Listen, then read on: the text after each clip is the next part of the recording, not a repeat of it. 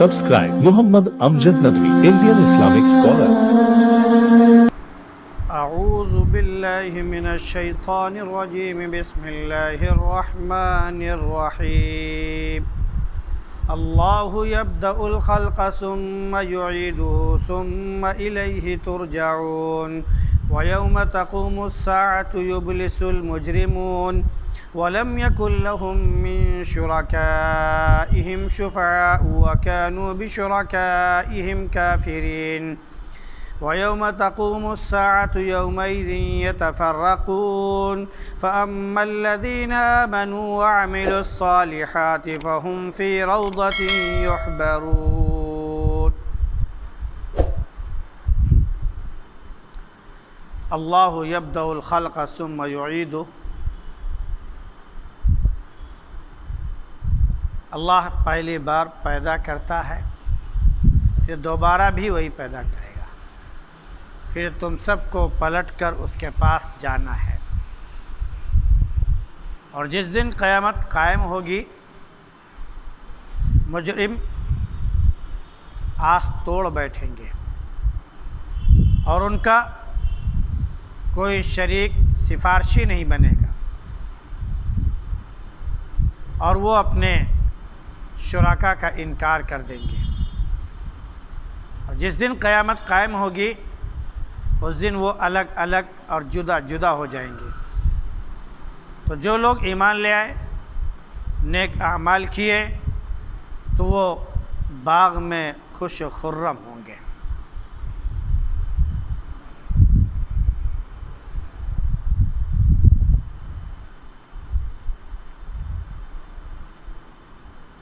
ان آیات میں آخرت کا منظر کھینچا گیا ہے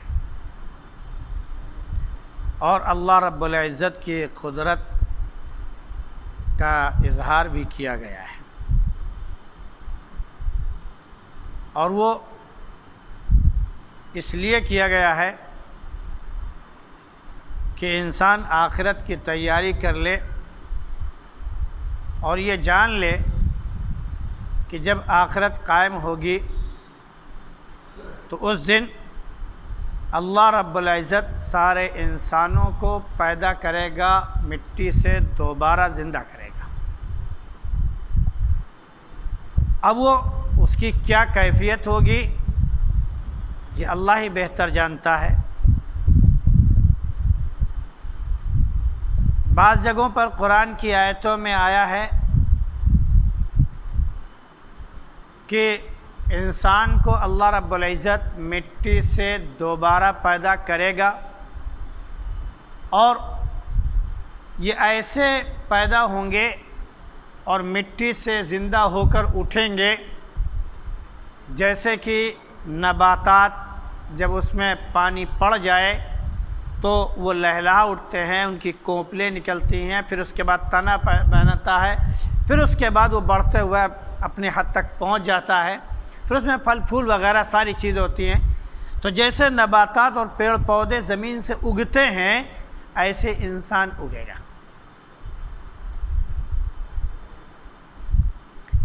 یہ کیفیت قرآن میں دوسری جگہ بیان کی گئی ہے۔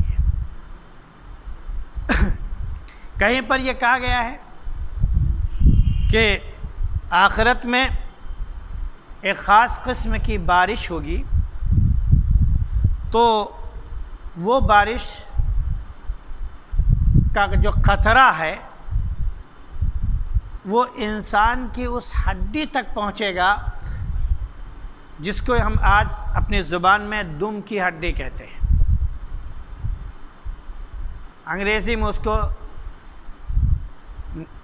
کیا بولتے ہیں؟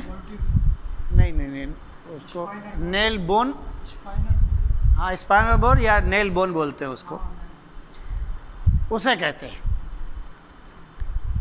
عربی میں اس کو عجم الذنب یا عظم الذنب کہتے ہیں۔ اس میں جو ایک خاص قسم کا سوراخ ہوتا ہے، تو انسان کی روح جب نکالی جاتی ہے تو گویا کہ وہ وہیں سے نکلتے نکلتے نکلتے نکلتے وہاں پر جا کر سمٹ جاتی ہے۔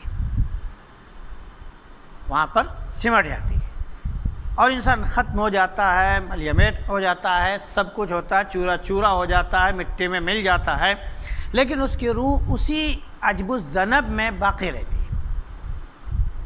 جب خاص قسم کی بارش ہوگی تو وہاں تک وہ پہنچے گی تو وہ انسان ایسے اگے گا اس پانی کی وجہ سے جیسے کہ نباتات اگتے ہیں، پھر اٹھے گا اور اپنی آنکھیں ملتے ہوئے سیدھا جدھر فرشتے اس کو لے کر چلیں گے، ہانکیں گے، ادھر وہ بھاگتا ہوا چلا جائے گا۔ تو اس کے بارے میں اللہ نے بیان فرمایا کہ یہ دوبارہ زندہ کرنا ہے۔ انسان یہ کہتا ہے کہ جب ہم مٹی میں مل جائیں گے، اذا کننا ترابا وعظاما ائنا لمبعوثون، کیا جب ہم مٹی بن جائیں گے، ہڈی چورا چورا ہو جائے گی تو کیا ہم دوبارہ پھر زندہ کر دیے جائیں گے؟ ایسا کیسے ہو سکتا ہے؟ تو اللہ نے فرمایا کہ پہلی بار بھی تو اس نے تم کو پیدا کیا تھا، تم کچھ بھی نہیں تھے، یہ ایک زمین تھی۔ اللہ رب العزت نے فرشتوں کو حکم دیا کہ زمین کے تمام جگہوں سے مٹی لے کر آؤ۔ فرشتے مٹی لے کر پہنچے، ہر جگہ کی مٹی لی گئی، ہر جگہ کی، اور مٹی خاص طور سے جو لی گئی ہے یہ زمین کا جو اوپری حصہ ہوتا ہے اسے، تو زمین کے اوپری حصے سے مٹی لی گئی ہر جگہ سے۔ اس کے بعد اللہ رب العزت نے آدم علیہ السلام کا ایک مجسمہ بنایا، ان کا ڈھانچہ بنایا، ان کی شکل بنائی پوری، اور پھر وہ ایسے اسی حال میں پڑی رہی۔ اب اس پر بارش بھی ہوئی، اس پر دھوپ بھی نکلی، اس پر سردی بھی آئی، ساری سردی گرمی بارش وہ مجسمہ اسی شکل میں وہ جھیلتا رہا۔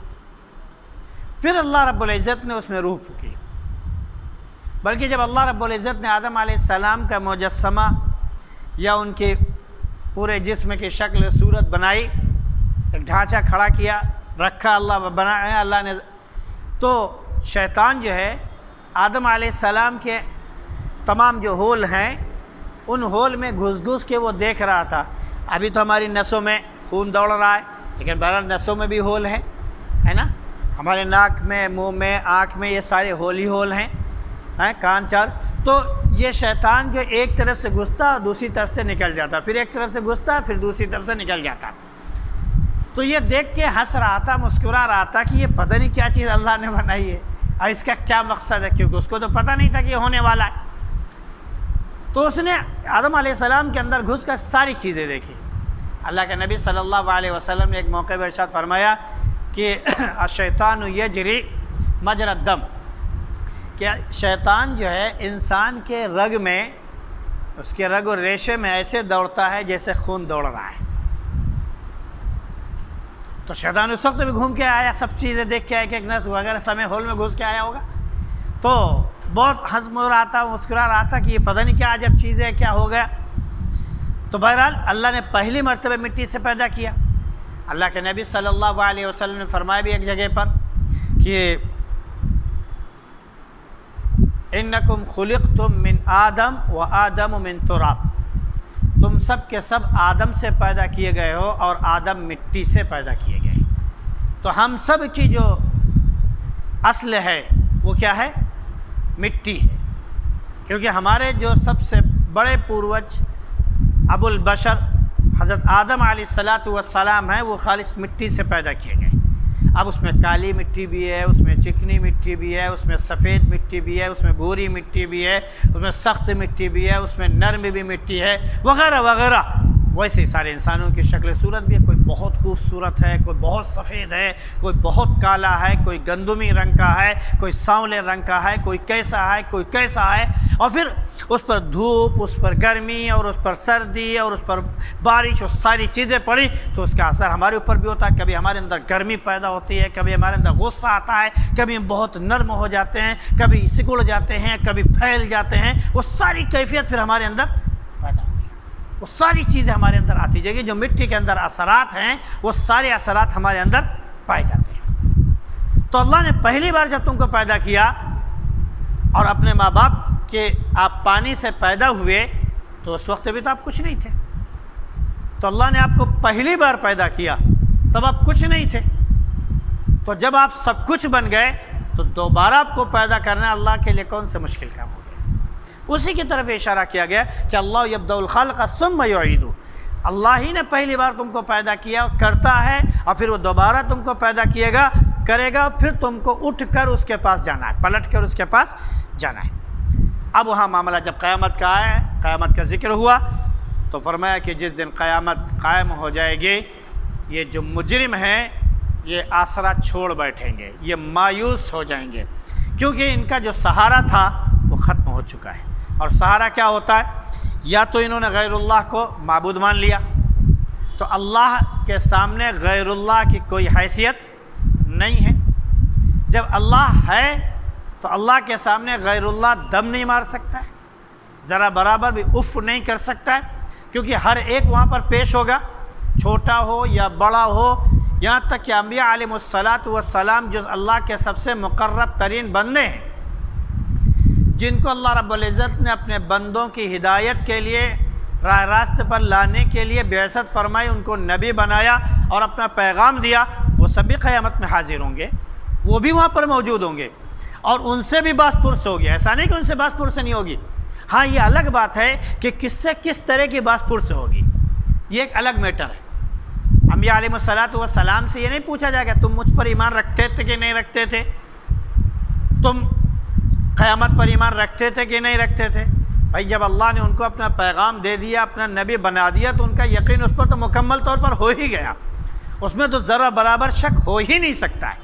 کوئی یہ کہہ دے کہ فلاں نبی کے ایمان میں ذرا برابر شک ہے تو انسان کو اپنے ایمان کے بارے میں خود سوچنا چاہیے، کیونکہ نبی کا ایمان اللہ کی ذات پر، قیامت کی ذات پر 100% اس سے بھی زیادہ یقین ہے، اور اسی کی وہ تیاری کرواتے ہیں۔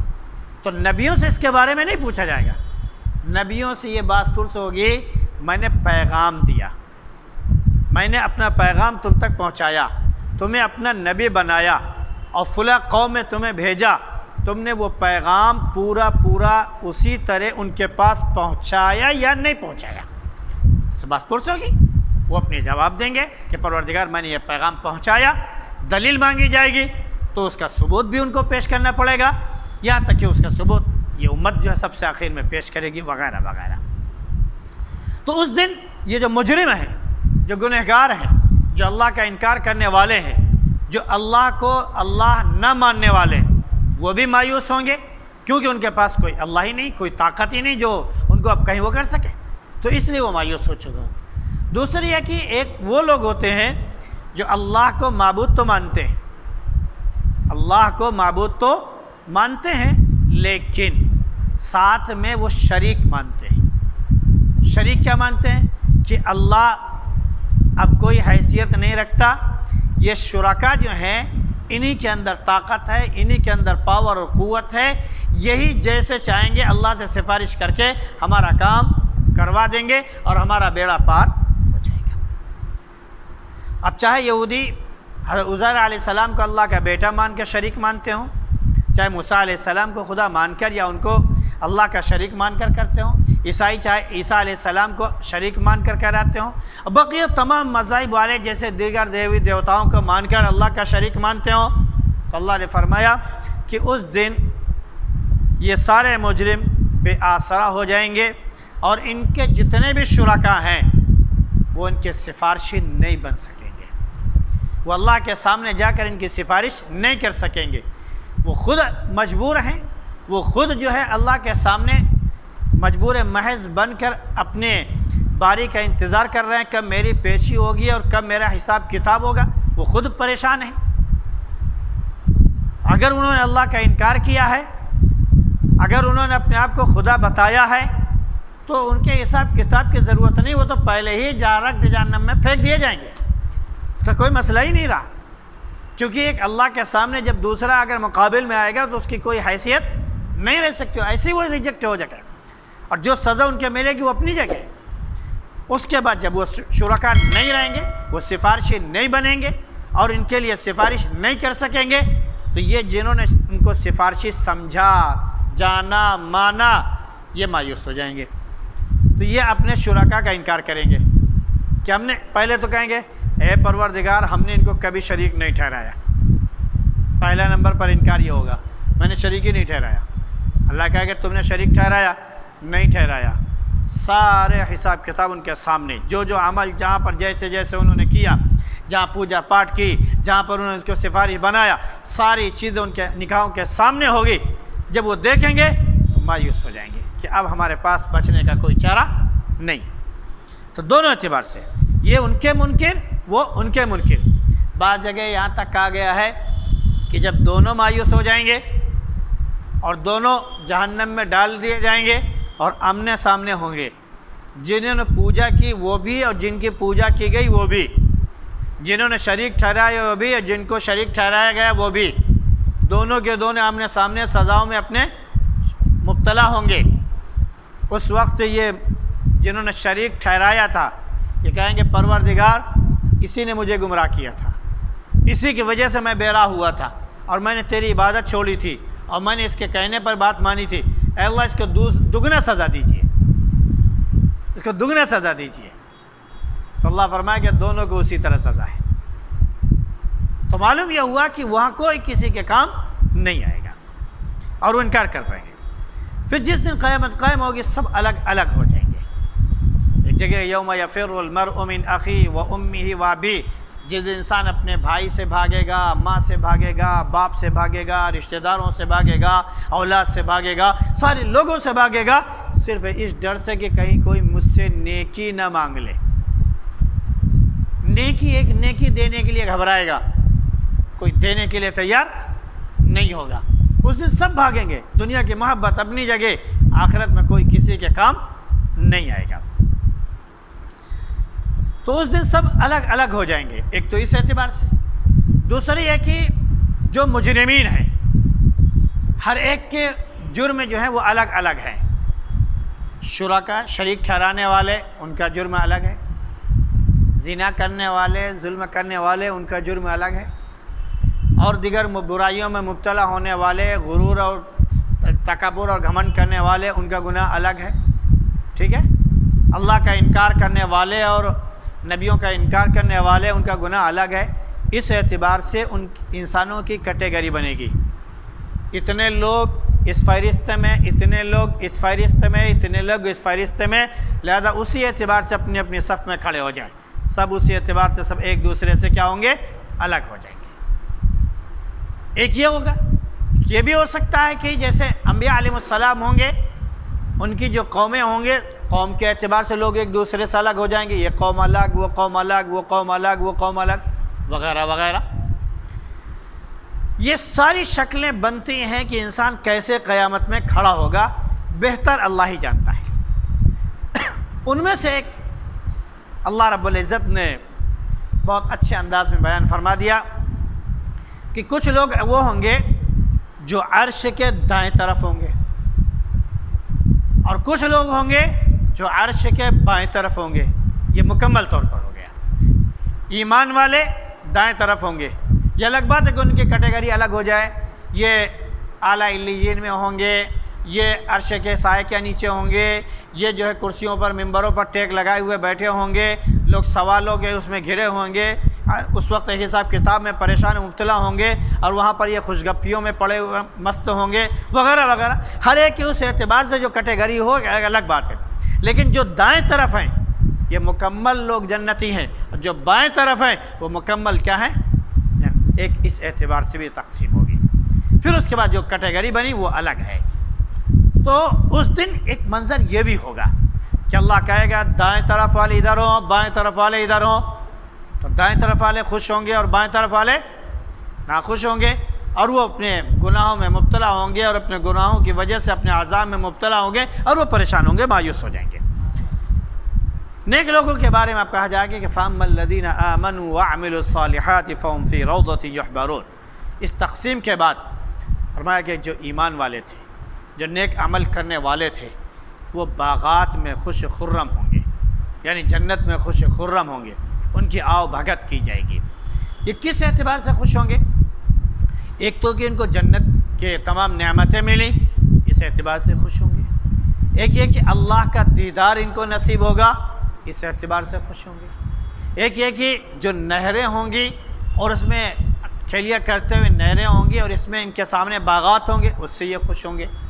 ایک یہ ہے کہ یہ جنت میں کوئی گیت سننا چاہیں گے تو اللہ رب العزت سب سے اچھی آواز والے فرشتے اسرافیل کو حکم دیں گے کہ آپ جو ہے غالباً اسرافیل جو بھی ہیں ان کو حکم دیں گے کہ آپ جو ہے ہماری حمد و ثنا میں گیت گائیے. تو وہ حمد و ثنا میں اللہ کی گیت گائیں گے. لوگ اتنی اچھی آواز کبھی سنے ہوئے نہیں ہوں گے، لہذا وہ آواز سن کر بالکل مدہوش ہو جائیں گے، ایسا خوش ہوں گے کہ دل و دماغ بالکل تر و تازہ ہو جائے گا. جیسے دنیا میں انسان کبھی کوئی سنگیت سنتا ہے تو کہتا ہے دل خوش ہو گیا اور یہ ہو گیا وہ ہو گیا. آخرت میں اللہ کی حمد و ثنا کے جو گیت ہوں گے اسے سن کر انسان فرشتے کی زبان سے بہت خوش ہوں گے. ایک یہ خوشی ہوگی کہ نبیوں میں اللہ رب العزت نے حضرت داؤد علیہ السلام کو بہت خوش آواز بنایا تھا، بہت اچھی آواز والا بنایا تھا. کے بارے میں آتا ہے کہ جب وہ عبادت کرتے تھے تو ایسا منظر طاری ہوتا تھا کہ پرندے بھی پہاڑ بھی آپ کے ساتھ وہی نغمہ گایا کرتے تھے، وہی ذکر کیا کرتے تھے. یا جبال اوبی معہ الطیر، اے پہاڑوں تم بھی اللہ رب العزت کے حمد و ثنا کرو، اس کے توبہ کرو، اس کے سامنے استغفار کرو، اس کا ذکر کرو وغیرہ وغیرہ. اور پرندوں تم بھی کرو، پہاڑوں تم بھی کرو، پرندوں تم بھی کرو. کس کے ساتھ؟ حضرت داؤد کے ساتھ مل کر. تو ان کی آواز سے آواز ملا کر وہ بھی وہ کرتے تھے. اس کا ایک عجیب سما ہوتا تھا، عجب منظر ہوتا تھا. تو اس دن حضرت داؤد علیہ السلام کو حکم ہوگا آپ اللہ کے حمد و ثنا میں ایک گیت گائیں. وہ گائیں گے تو سارے مومن سن کر اسے کیا ہوں گے؟ خوش ہو جائیں گے. تو بہرحال جنت کی جو بھی چیزیں ہوں گی یہ مومنین اسے دیکھ کر کیا ہوں گے؟ باغات میں خوش و خرم ہوں گے. کہیں پر یہ کہا گیا کہ ان کی جو بیویاں ہیں وہ اتنی خوبصورت ہوں گی کہ ایسی خوبصورتی انسان نے کبھی نہیں دیکھی ہوگی، یعنی جو حوریں ہوں گی. اور وہ اتنی کیا بولتے ہیں کہ خوش الحان ہیں کہ وہ دائیں اور بائیں کی دونوں حوریں اور بیویاں ہوں گی. پھر وہ جب سنگیت گائیں گی، جب وہ گیت گائیں گے اللہ کے حمد و ثنا میں، تو یہ انسان سن کر بہت خوش ہو جائے گا، بہت خوش ہو جائے گا. اسے کہتے ہیں. دنیا کا ایک عجیب واقعہ ہے کہ سنا تھا کہ کبھی کوئی ٹرین میں سفر کر رہا تھا تو میاں بیوی دونوں تھے. شوہر نہایت کالا، بیوی نہایت خوبصورت. تو کسی نے جملہ کیسا کہ حور کو لنگور کہاں سے مل گیا، یا لنگور کو حور کہاں سے مل گیا وغیرہ وغیرہ. تو اس عورت نے جب دیکھا تو اس نے اپنے شوہر سے کہا ذرا ایک گیت گا دو. اس نے جب گیت گایا تو جہاں کیبن میں جو بوگی میں جو لوگ موجود تھے نے کہا کہ ایسی آواز ہم نے نہیں سنی ہے، ایسی آواز ہم نے نہیں سنی ہے اور ایسا گیت ہم نے نہیں سنا ہے. اس کے بعد سب کو مایوسی، جنہوں نے ایسے جملے کیسے تھے انہوں نے کہا ایک کے پاس خوبصورتی ہے اور ایک کے پاس آواز کی خوبصورتی ہے، دونوں کا تال میل بیٹھ گیا، اس میں کوئی قباحت اور برائی نہیں. لیکن اللہ نے کیا فرمایا کہ رنگت، گورا اور کالا پن یہ کوئی عیب نہیں ہے. اللہ نے جس کو جیسے پیدا کیا ہے اسی شکل میں اللہ رب العزت نے انسان کو سب سے خوبصورت ترین شکل میں پیدا کیا ہے. اللہ نے ایک جگہ فرمایا والتین والزیتون وطور سینین وهذا البلد الامین لقد خلقنا الانسان فی احسن تقویم. ہم نے انسان کو سب سے اچھے ڈھانچے میں، اچھی شکل و صورت میں پیدا کیا ہے. دنیا کی جتنی مخلوقات ہیں سب میں سب سے اچھی مخلوق، اچھی شکل و صورت والی مخلوق وہ کون ہے؟ وہ انسان ہے. اب وہ چاہے گورا ہو چاہے وہ کالا ہو. اگر اللہ رب العزت کو گورا اور کالا یہ ناپسند ہوتا تو حضرت بلال حبشی جو نہایت کالے کلوٹے تھے، غلام تھے، غلام زادے تھے، اللہ کے نبی کو اتنے محبوب نہ ہوتے. کعبے کی سب سے پہلی آواز اللہ اکبر کی صدا وہ نہ لگاتے. اور اللہ کے نبی صلی اللہ علیہ وسلم نے یہ نہ کہا ہوتا کہ بلال تمہارا کون سا وہ عمل ہے، تمہارا وہ کون سا عمل ہے جس کی وجہ سے میں نے جب جنت کا دیدار کیا، مجھے معراج نصیب ہوئی تو میرے ساتھ ساتھ تمہارے قدموں کی چاپ اور اس کی آواز سنائی پڑ رہی تھی. آخر تمہارا کون سا عمل تھا وہ؟ تو اس وقت اللہ کے نبی صلی اللہ علیہ وسلم جب دیدار ہوا آپ کو جنت کا، دوزخ کا، ساری چیزوں کا، تو اس وقت جنت میں حضرت بلال حبشی کی آواز، قدموں کی چاپ جو زمین میں پڑ رہی ہو، جنت میں سنائی پڑ رہی تھی۔ اللہ کو اتنے محبوب نہیں ہوتے۔ اللہ کے نبی صلی اللہ علیہ وسلم فرما دیا کہ لا فضل لعربی علی عجمی ولا لعجمی علی عربی ولا لابیض علی اسود ولا لاسود علی ابیض الا بالتقوی۔ کسی عربی کو کسی عجمی پر، کسی عجمی کو کسی عربی پر، کسی کالے کو کسی گورے پر، کسی گورے کو کسی کالے پر کوئی برتری اور فوقیت نہیں ہے۔ اگر فوقیت ہے تو صرف اور صرف کیا ہے؟ تقوی۔ اگر یہ گورا پن اور کالا پن یہ برتری کا وہ ہوتا، سمجھ رہے نہیں، یہ کوئی سبب ہوتا تو آج ہندوستان میں کتنے کالے لوگ ہیں جنہوں نے حکومت کی، اور کتنے کالے لوگ ہیں جو حکومت کر رہے ہیں، کتنے نیچے طبقے کے لوگ ہیں جو حکومت تک پہنچے، اور کتنے بڑے لوگ ہیں جنہوں نے ان کی جوتیاں سیدھی کی، خوبصورت ہیں، اچھے اعلیٰ خاندان کے ہیں، لیکن ایک ادنا انسان جو کالا کلوٹا ہو، کالی عورت ہو، اس کے بھی انہوں نے پاؤں چھوئے ہیں۔ کیوں؟ اس کی کوئی حقیقت اور حیثیت نہیں ہے، یہ صرف ہمارے دلوں کا ایک گمان ہے، جو غلط گمان ہے، اس سے ہمیں نکالنا چاہیے۔ اللہ رب العزت ہم سب کو صحیح سمجھ اور سوچ عطا فرمائے، اور آخرت کے تعلق سے اللہ رب العزت ہم سب کا ایمان مضبوط فرمائے۔ سبحان اللہ بحمدہ، سبحانک اللہم بحمدک، ونشہد ان لا الہ الا انت نستغفرک۔